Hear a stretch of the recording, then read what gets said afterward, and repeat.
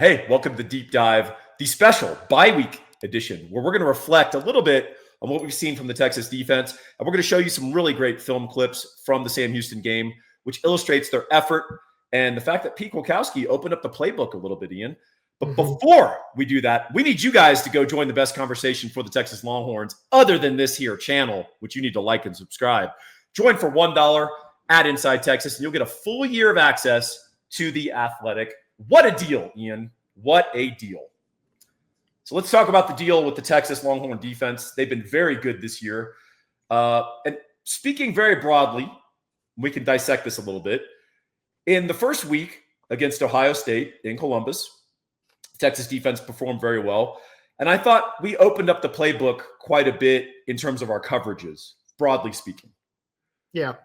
The week 2 and week 3 opponents, we were as vanilla as a soft serve ice cream cone at McDonald's. We didn't do nothing. And then against Sam Houston State, partly I think to send a message, partly to work on some stuff before the bye week, we stayed simple on the back end, but we got a lot more complex up front. We were running blitzes, stunts, games, replacement, T&E stuff. Ian, what's your perspective on that broadly? And then we can talk a little bit about Sam Houston State specifically. I thought that was really interesting that they ran so much, presumably anti-OU stuff. Now, it wasn't like running a apparent blitz with a quarterback spy lingering back. It's not like you're going to really catch Oklahoma by surprise when you do that in the game. Right. Even if you haven't shown it on film, you would hope. But it was still interesting that they seem to be repping some things that we think translate to that game in particular. And then they were also, they were repping stuff like they played Anthony Hill and Trey Moore together at inside linebacker. Whereas before, when they've shared the field, it's in the third down packages, the Greyhound stuff. So getting that on film was interesting. We'll get into how that looked exactly, but they definitely experimented with more than I would have assumed. Well, we're going to show you this on the All-22 tape in a moment. But you know what was interesting to me and struck me, Ian, was not so much that we had a spy and we're practicing stuff for OU and John Mateer. Now perhaps another quarterback like Hawkins who will offer a similar mobility and ability to run the ball. Yeah. Blake Watson was a very good Walmart version of kind of what we'd be able to see from them. In terms of his mobility and his ability to run the ball. That's really his only strength as a quarterback. But what was interesting to me was who the spy was.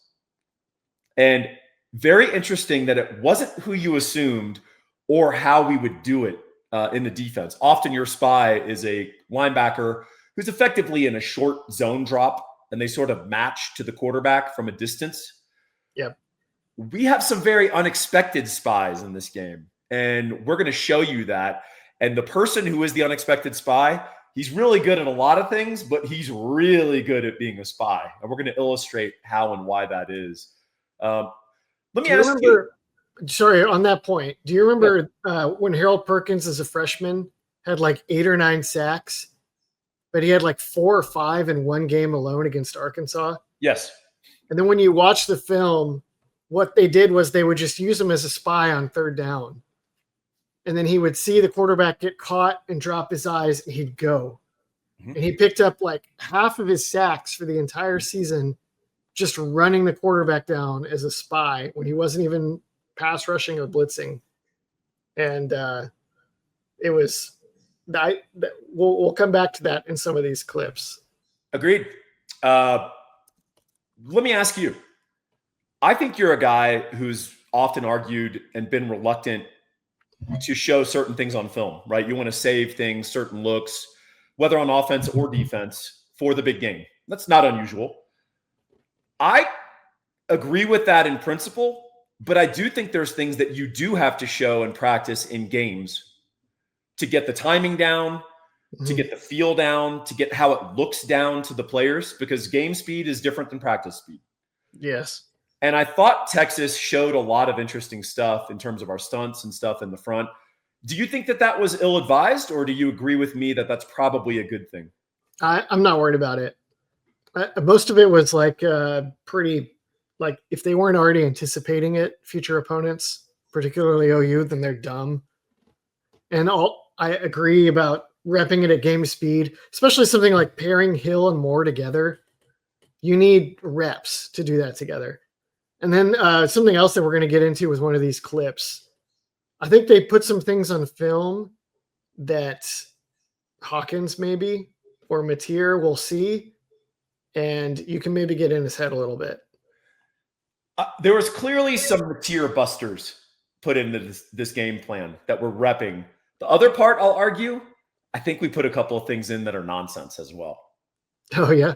And I think we're just going to have them waste time. Like, hey, here's the thing that they'll do when they bring 6 and they do, 5 across. Here's how they're going to do that. And we're not going to run it. I think we're just putting stuff on film because anytime you can get in an offensive coordinator's head and get them prepping for your potential look and they're not repping their core competencies, that's a win on Wednesday. That's a win. If you want to win in the financial world, there's only one number you're going to call, Ian. Don't you point at me ever. I'm pointing at you, but I'm doing it more to the audience in an emphatic but inviting way. 832-557-1095. That is the number you need to call to get the best damn mortgage guy. I've said in the state of Texas, I've said in the country, I'm going to say the universe.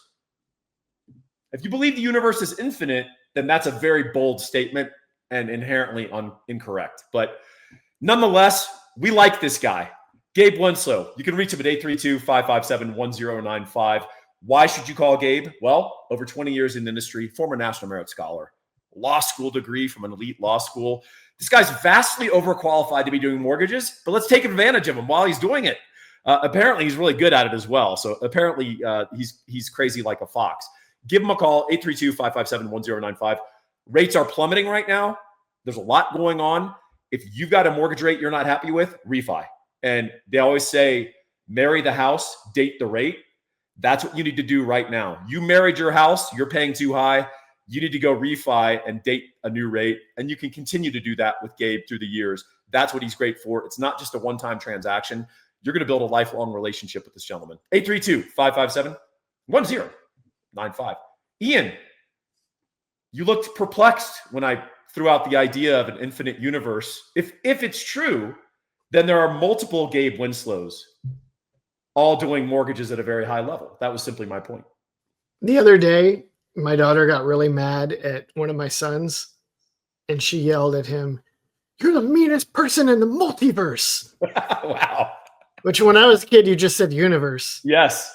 But now there's like an expanded realm of insult. Well, I think it's become in the popular nomenclature because of bored comic book writers who want to write alternate universe plots where Captain America is evil. But then they're like, it's a multiverse. All right, let's get to the clips because none of you care about any of this, but you're gonna care about these clips. Let's go. Ian and I promised you clips and we promised you blitzes, and it happens on the first play of the game, Ian. Watch this. Oh, you're going down, Mr. Watson. And who's going to finish the play here, Ian? The spy.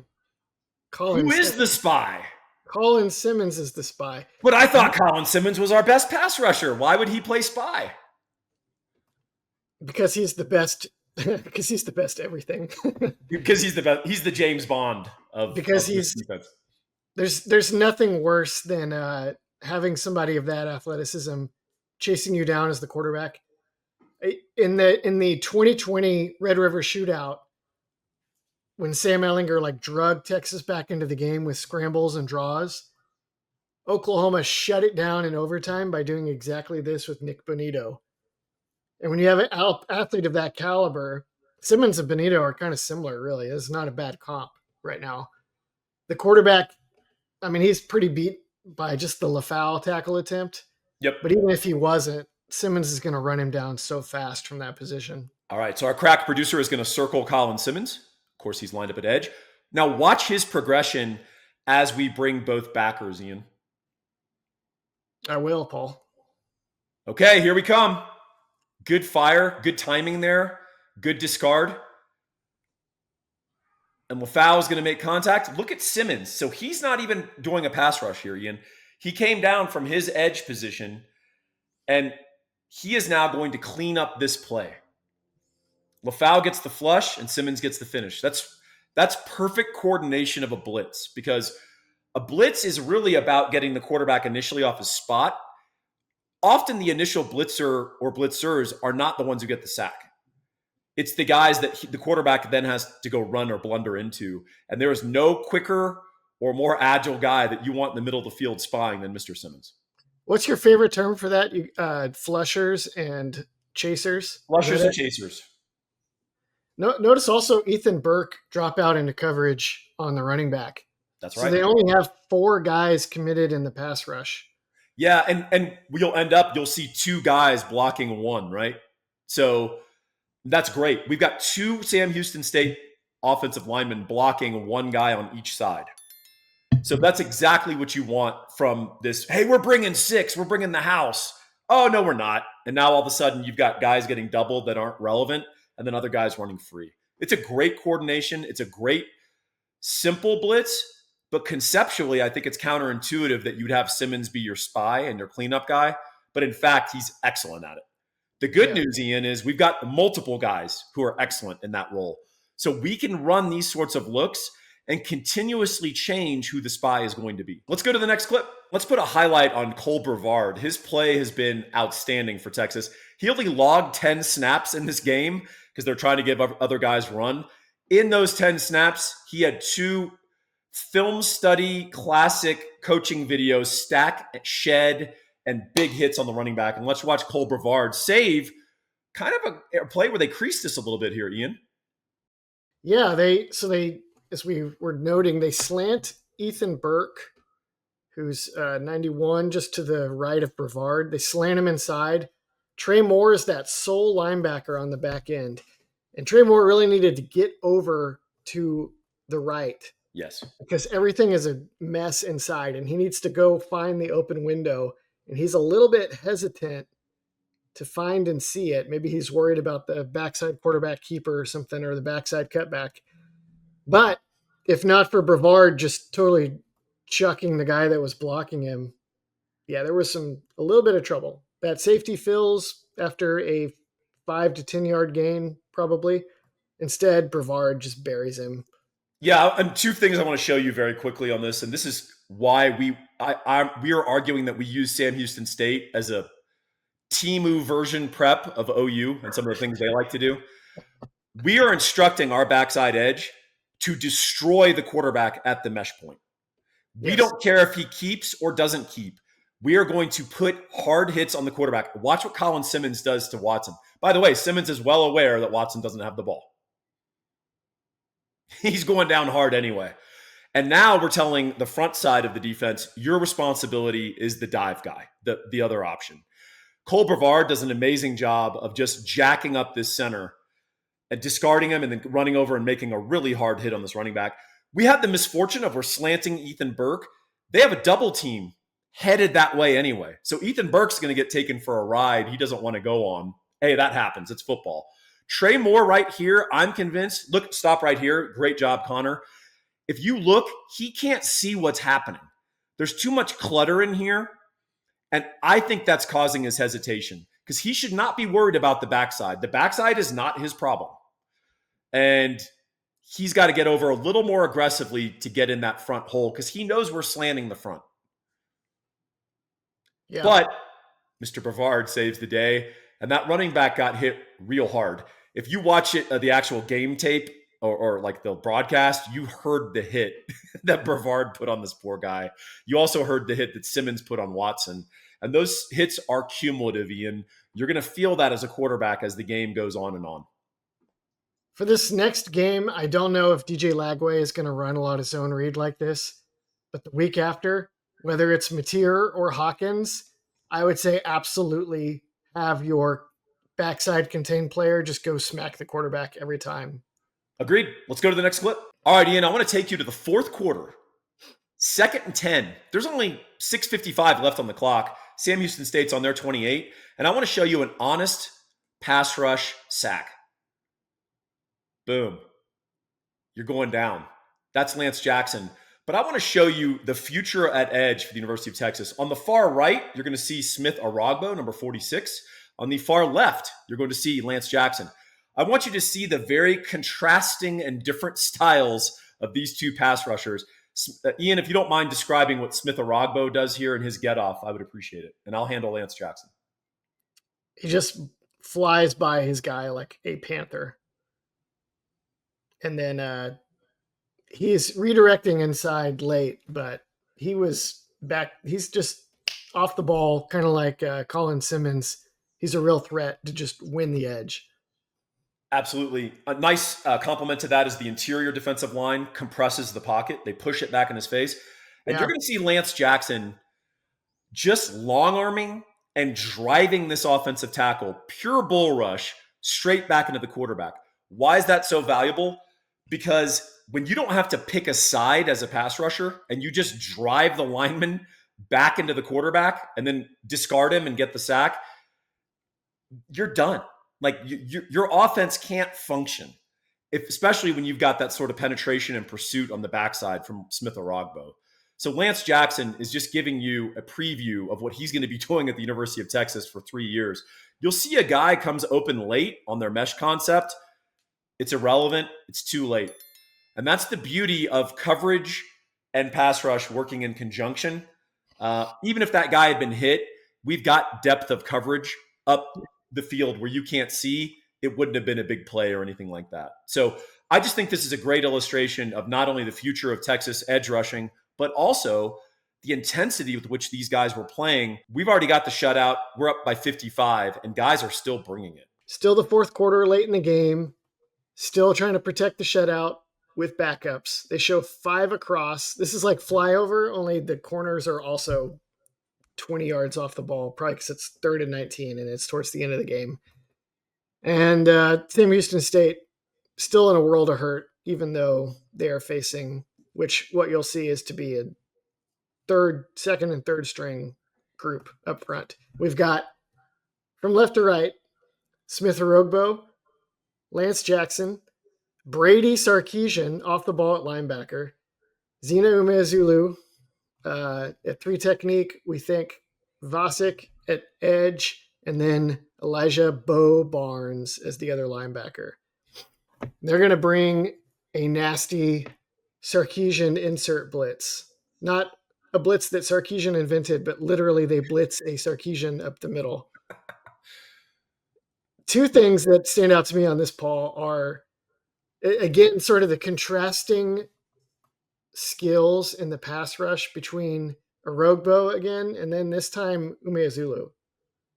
Yeah, Arogbo's get off is just fantastic, and he uses his hands beautifully to basically just swat down that offensive tackle's arms. He's going to have the strip fumble from behind, but what you'll notice is that Watson wasn't able to escape.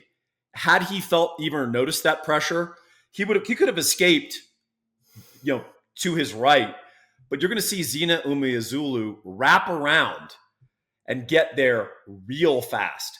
And Watson just is cooked. He is like, no. Do the Kevin Hart voice there, right? No. And of course, we forced the fumble, not able to recover it. But this is another example. Hey, guys, this game is in hand. And we're bringing exotic wraparound blitzes. We're doing 5 across. Like, preserving the shutout meant something to this defense. Because, and at least my theory is, we relented a little bit against UTEP the week before. In the last 2 drives, UTEP had 2 successful drives after being thwarted all game. And I don't think that sat very well with the coaches or the players on that defense. They're playing to a standard, and they were going into that bye week with a 0 on the scoreboard, by God. Can you imagine if you're a team like Sam Houston State and you're just getting wrecked by Texas and you're just trying to get out of there alive? And then they're bringing freaks like this off the bench that are playing like their whole NIL future is at stake on every play. It'd be miserable. Just miserable. I think if I were the Sam Houston State coach at this point, I'd just quick kick on 3rd and 19. Save my quarterback the hits. Hey, thank you all so much for joining us on this defensive-oriented deep dive. We wanted to highlight the intensity, the standard of play, and the very high level of talent that proliferates this Texas defense from the first team to the third team. There's a similar level of talent at Inside Texas. You got to go join. $1 gets you a subscription to Inside Texas, and you get a full year of access to The Athletic. Pretty cool. And Ian, we want folks to like, subscribe, tell others, and join in the comments so they can enrich us with their conversation. We love having you all. As you're the best audience on YouTube, and we love doing these for you. For Ian Boyd, I'm Paul Wadlington saying, welcome.